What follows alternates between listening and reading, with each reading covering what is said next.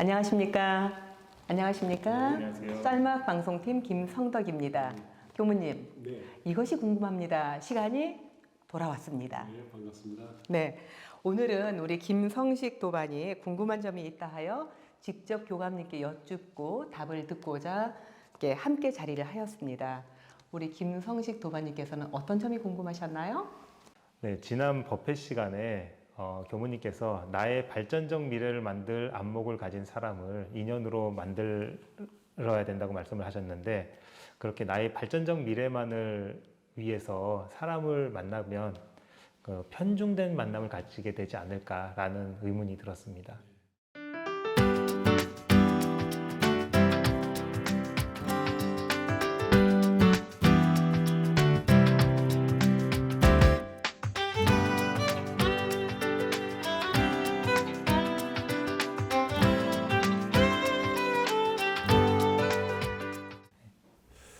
이게 이제 원칙적으로는 사실은 우리가 그 성자를 만나고 또 스승을 만나고 또 좋은 도반을 만난다라는 것이 결국은 인간관계의 편중을 우리가 선택을 하는 거죠.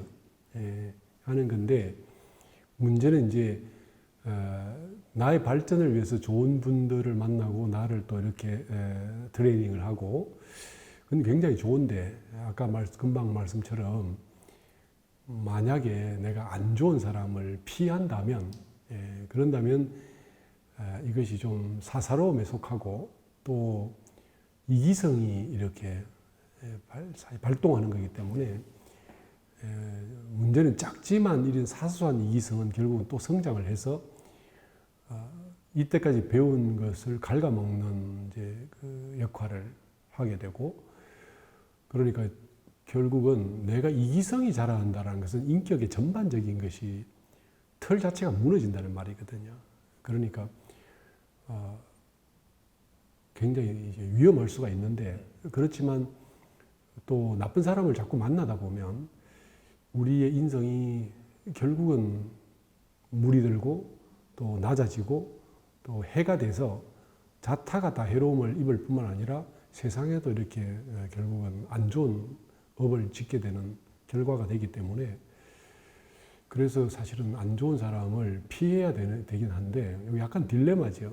그렇지만 문제는 이걸 반드시 해결을 해야 되고 이 해결하는 길이 어디 있는가 이렇게 생각을 해보면 결국 내가 선한 사람을 만나서 배우고 따라가면서 나를 이렇게 성장시킬 수 있는 힘이 필요하고 또 혹 낮은 인연을 만났을 때는 그 사람에게 무리 안 들고 또 오히려 그 사람을 도와서 그 사람도 성장할 수 있도록 해줄 수 있는 힘이 있다면 사실 그런 우리는 사람을 고를 필요가 없습니다. 그러니까 금강경에 보면 그 이렇게 칠가식이라는 말씀이 있잖아요.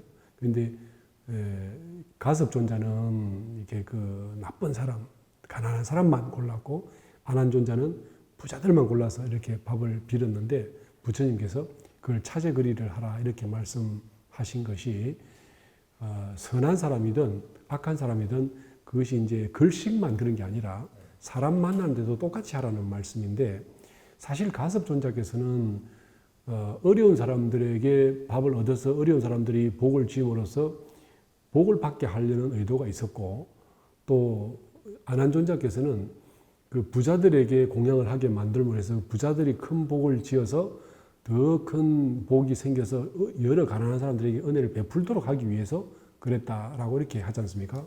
근데 이제 이 두 분의 내용을 보면 둘 다 사실 목적은 선해요.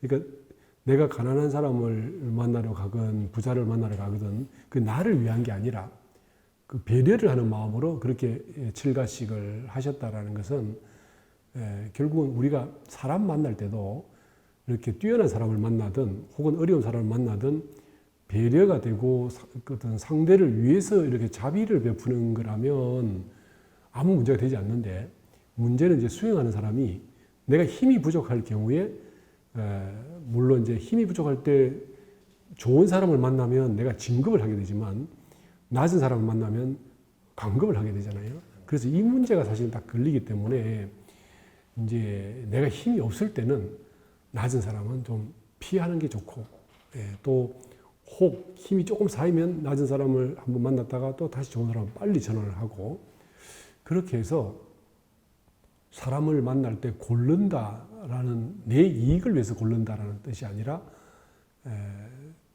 상대를 위해서 이렇게 하는 마음이 있어야 되는데, 보통 사람에게 물들기 쉬운 사람들은 결국 낮은 사람에게 안 좋은 물이 들죠. 그러니까 이제 청소년들을 키우다 보면 좀 안 좋은 친구를 만나면 금방 이렇게 안 좋은 물이 들어버리는 것처럼 그걸 조심하라는 말씀일 겁니다. 아, 그렇군요.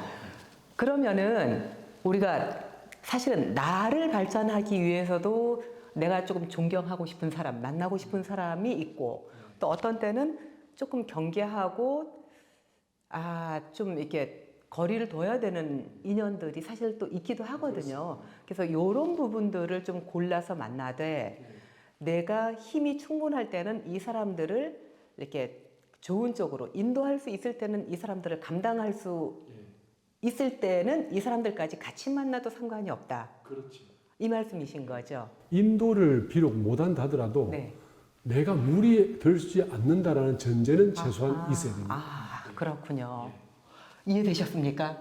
네, 가려 만나야 된다라는 게 어떤 말씀이신지. 네. 그리고 이 안목을, 그러니까 발전적 안목이라는 게 나를 위해서만이 아니고 상대를 위해서도 필요하다는 말씀이 너무 인상이 깊었습니다. 네. 그렇군요. 아주 우리 김성식님 다 많은 답을 얻으셨는데요.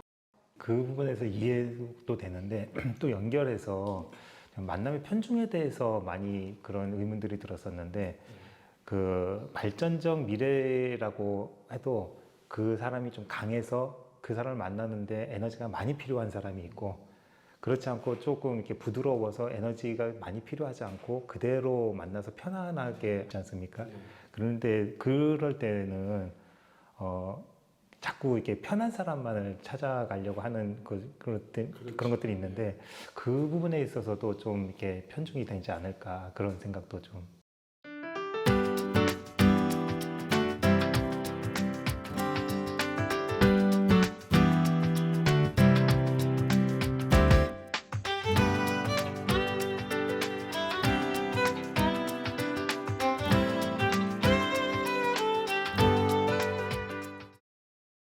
근데 이 부분은 사실은 우리가 결국 이것도 나의 실력의 문제인데, 내가 감당할 수 있다면 뭐 어떤 사람을 만나도 상관이 없지만, 사실 우리가 사람을 만나다 보면 어떤 사람은 뭐 흔히 사회말로 기가 빨린다는 소리를 하지 않습니까? 그러니까 그것이 내가 가진 체력이나 내가 가진 어떤 에너지나 혹은 내가 가진 어떤 여러 가지 여건들이 부담이 되고 무리가 돼서 내가 무너져가는 거라면 절대적으로 피해야 되고, 이제 대신에 내가 버틸만 하다면 가급적이면 이제 어렵고 힘들더라도 더 좋은 사람, 그리고 또 힘이 들어도 이렇게 미래를 위한 어떤 그 가능성이 더 넓어지는 이런 사람을 만나는 것은 굉장히 중요한 문제고요. 그런데 이제 보통의 경우에 자기 역량을 잘 몰라서 머리로 생각할 때는 이게 이런 사람이 내게 이가 될까 해가 될까 혹은 힘들다 어쩌다 되지만, 실제로 맑고 순수한 마음으로 접근을 해보면 어느 정도까지는 내 몸이 알아서 적응을 해내거나 혹은 버텨내거나, 또 어떤 정도 수준이 넘으면 내 정신력의 그 어떤 피로도나 육신의 어떤 그 힘이 자동적으로 그거를 느껴서 그 정도까지 이렇게 되도록 스스로 알게 되는 어떤 그런 경험을 하실 수 있을 거라고 생각을 합니다. 근데 이제 조금 지내보시면서 여러 번 다양한 사람들을 만나보면 이 정도는 괜찮겠다. 이건 좀 힘들어서. 저분은 괜찮아. 이런 것이 자연스럽게 이렇게 내 속에서 정리가 될 거라고 생각을 하고, 아마 그렇게 해보시면서 또 자기를 또 이렇게 체크도 해보시고, 그렇게 하시면 어떨까 싶습니다. 그렇군요. 이어서 또 말씀해 주시면 감사하겠습니다. 그리고 또 하나가 의미 들었던 게 과거에 저를 이렇게 듣고 보면 지금보다 역량이 낮았을 때 사람을 만나는 게 참 많이 부담스러워서 그 만남 자체를 잘 안 하려고 하고 피하려고 하고 그랬었거든요. 근데 그 말씀하신 중에 또 남이 보는 나에 너무 의미를 두게 되면 만남이 어떻게 될까라는 생각이 여기서부터 좀 시작이 되더라고요. 그래서 과거보다는 역량이 지금은 조금 더 커져서 사람들을 만나는 게 조금 더 편하고 하지만 지금도 저보다 역량이 더 뛰어나거나 이러신, 그러니까 좀 어르신들이라든지 실력 있는 분들을 만나면 아무래도 만남이 편하지가 않고 조금 약간씩 좀 피하게 되는 성향이 있거든요. 그런 부분에 대해서는 좀 말씀 좀 듣고 싶습니다.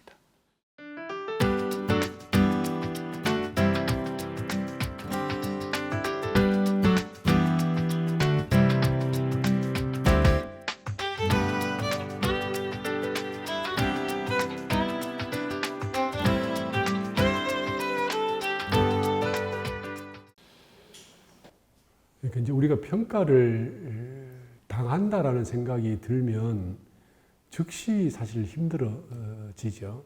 그러니까 서로 이렇게 그 서로의 정서적인 서로의 어떤 진실한 마음이 이렇게 만나는 것은 참 좋은데 어떤 상황이든 평가를 당한다고 그러면 이제 위축되고 또 그 사람과의 관계가 또 진실성이 무너지기 때문에 많이 불편하게 되는 거죠. 그렇지만 또 어떤 사람하고 만나도 상대가 사실 나를 평가하지 않는다는 있을 수는 없어요. 어떤 아무리 순수한 관계라도 결국은 이제 서로가 서로의 느낌이 있고 각자 나름대로의 생각이 정리되기 때문에 그러는데 남이 보는 나에 대해서 그것을 이제 도덕적이고 순수한 입장에서 이렇게 받아들이면 별 탈이 없지만 다른 사람의 시선에 의해서 내 사고나 가치관이 달라지거나 혹은 틀어질 정도가 된다면 이것은 문제가 충분히 있는 영역이고요. 그러니까 좋은 인간관계는 서로 배려하고 공경하고 우리 그 예전에 보면 정산종사께서 예의 기본이 공경과 겸손과 이렇게 무개교 이렇게 겸손이란 말은 이제 겸양이란 말씀도 있는데 그래서 이제 그것이 공경과 그 겸양과 무개교가 합쳐보면 결국은 순수함이라는 말이에요. 그게 그러니까 인간관계는 순수함을 기초로 하되 상대가 이렇게 그 나를 평가할 때 순수한 마음에 나를 위해서 하는 말인지 이제 그걸 우선 이제 생각을 할 수 있게 되고 그러면 가급적이면 그 말씀들을 받아들이는 것이 그 평가도 받아들이는 것이 합당하고요. 혹 또는 저 상대가 좀 순수하거나 정말 이렇게 나를 위한 게 아니라 하더라도 내가 생각했을 때 그게 실제로 사실에 타당하거나 받아들여서 내가 이렇게 그걸 활용해서 성장할 수 있다면 받아들이는 것도 뭐 좋은 일일 것 같고 그런데 우리가 그 문제는 상대들의 이야기를 그냥 평가를 받고 내가 거기에 이제 외식으로 꾸미는 걸로 맞추려고 하거나 혹은 그 평가에 이제 그 연연하거나 혹은 전전긍긍하거나 이렇게 된다면 그런 평가는 조금 피할 필요도 있고 그러니까 이제 인간관계의 기본이 저의 정성을 다하고 또 상대도 상대의 어떤 그 순수한 마음에서 만나진다면 그 나머지 부분은 이제 부차적인 것이라고 생각이 들고요.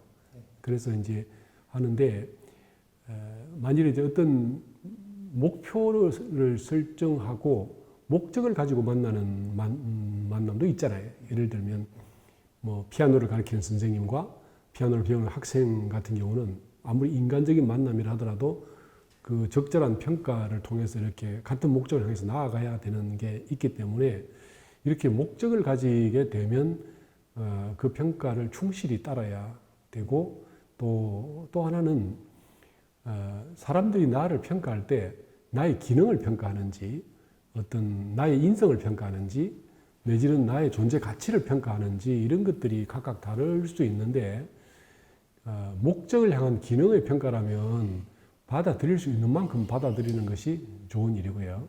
그 다음에 어떤 인성이나 이런 부분을 평가한다면 그 역시도 사실 가급적이면 받아들여서 내가 이제 소화를 해내는 이제 이 소화력이 중요하겠죠.